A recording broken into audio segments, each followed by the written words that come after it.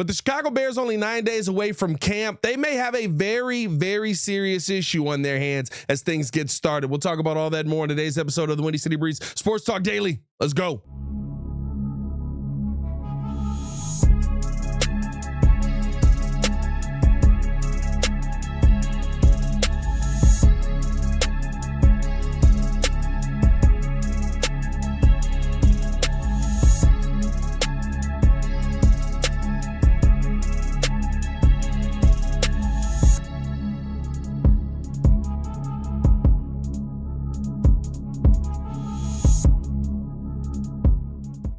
Now, if you are rocking with the channel, hit that like button, subscribe to the page, leave a 5-star review. Y'all know what to do. This is the only channel talking Chicago sports, how Chicago talks. So make sure that you get in tune with us, man. Listen, as camps are starting to get started here in Bears camp, only 9 days away, we finally have our first official second round holdout. This is happening per Ian Rappaport from the Chargers, as the deadline for wide receiver Trey Harris is officially here, and he has now become a holdout and the first official player to make a stand as far as the second round pick signed heading into training camp. Now, only 2 of the second round picks have signed to this point. Jaden Higgins, number 34 of the Texans, and Carson Schwartzinger, number 33 to the Browns. The rest of the 30 second round picks have been unsigned. And this is, of course, the year the Chicago Bears have 3 second round picks. Luther Burton, Ozzy Trapilo, and Shemar Turner, all names that could be holdouts heading into camp here. And it seems like, I think this is a bigger issue. I'm not going to sit here and just say that this is an issue by the players, right? I think this is an issue that you have to talk about coming from the owners to between the agents, right? Or the GMs between the agents. This is one where, listen, just because somebody did something doesn't mean that we're going to let you set the precedent for how this is going to move moving forward, because this is not just a this year thing. This would now possibly be the precedent for every second round pick moving forward if you fully guarantee everybody in the second round's contracts. So I understand it from the standpoint of the owners not wanting to do it. I also understand it from the standpoint of the agents saying, well, you guaranteed those 2.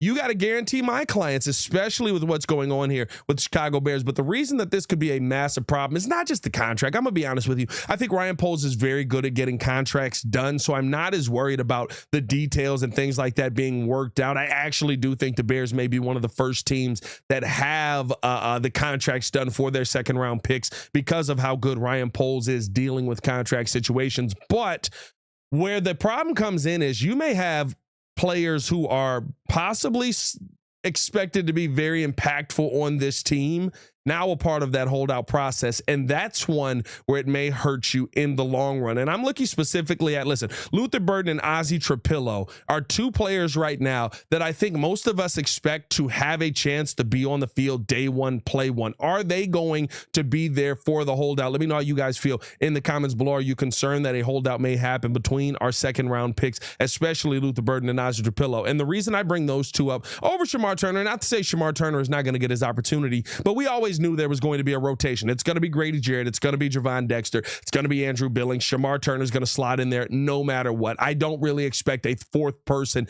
to come in and be a detriment to his positioning on the field. But when you look at 2 players that the Chicago Bears currently have on their team, and Olamide Zaccheaus, who to me is a pro already has the opportunity to come in and win this job outright and could put Luther Burton to the back of the bench. That's not the situation that you want to be in with your rookie second round pick. You want to get him as much playing time as possible. Not to say he can't go in there and win that job out. And usually the most talented players find a way to do that no matter what, right? It's not like you're sitting there having a conversation about Luther Burton and you're like, if he's talented, we're going to hold him out. Ben Johnson's going to hold him out because he ended up holding out for a couple of weeks here. No, I don't expect that to be the case, but Olamide Zaccheaus is somebody who you have to look at as a real possibility to win this job. He already seemed like he had a little bit of a relationship there with Caleb Williams early on. And I think that if you're Luther Burton right now, you have to be thinking, hey, that's not just my job to have. I got to go in there and win that job. That's going to be one where there's a competition at it. Maybe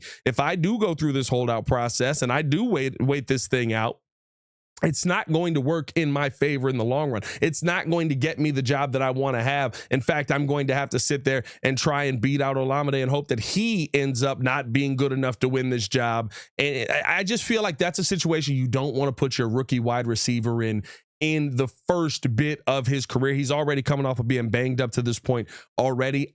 In my mind, you would want to make this a smoother process if you are his agent, but I get it. You want to get him the most amount of money as possible. This really is a rock and a hard place situation. I think even more so for a guy like Azie Trapillo, who, listen, if we go into a holdout situation with Azie Trapillo, he's in a real competition right now. Like, I think that if Ozzy goes out there and he dominates on the left side with pads on, it's his job.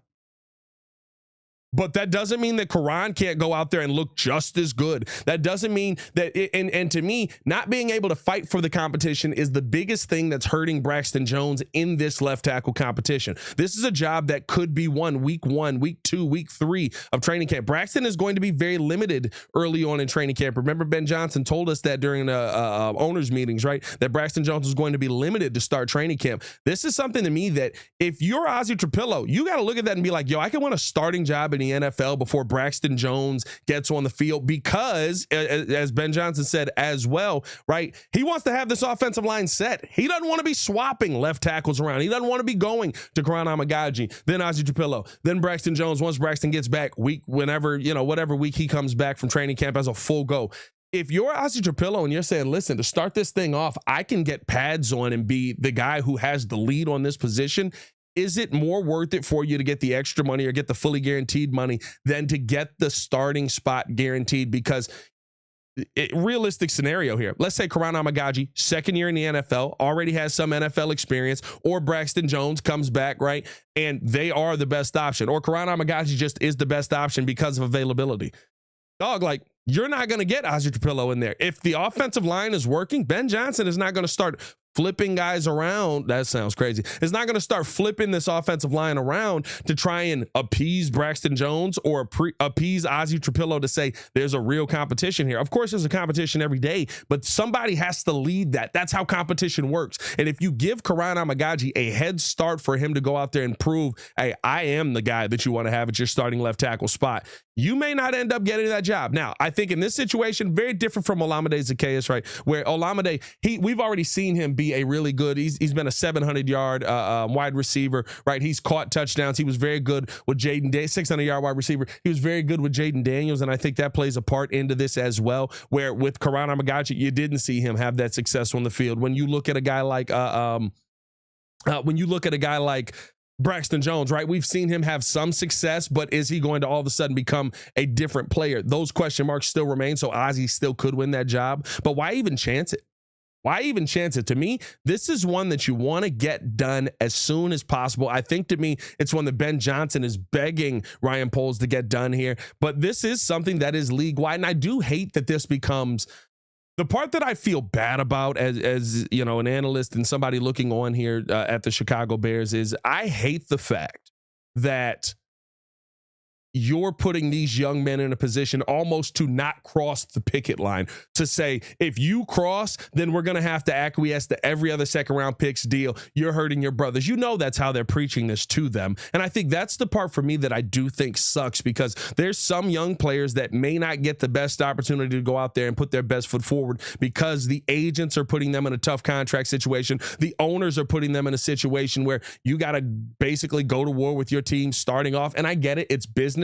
And in doing business, that's how some of this stuff gets done. But I do feel bad for Luther Burton, for Ozzy Trapilo, even for Shemar Turner, because like those are the guys who end up getting the ire of Bears fans, you know, fury, if you will, right? Those are the guys that have to take the daggers, not the agents, not the owners, right? The guys that have to take the daggers are the young players that are coming into this league, and you've got 30 unsigned players right now. Let's hope that we can get this thing done and get this thing right moving forward. But I do want to know how you guys feel in the comments below. Let me know. As always, man, it's your boy, Pat the Designer, back at it again. Do you think that Ryan Poles will get this job done, or are you a little bit concerned here about possibly where this where the second round pick signings could go? As always, man, y'all stay safe out there, Chicago. Bear down. One love.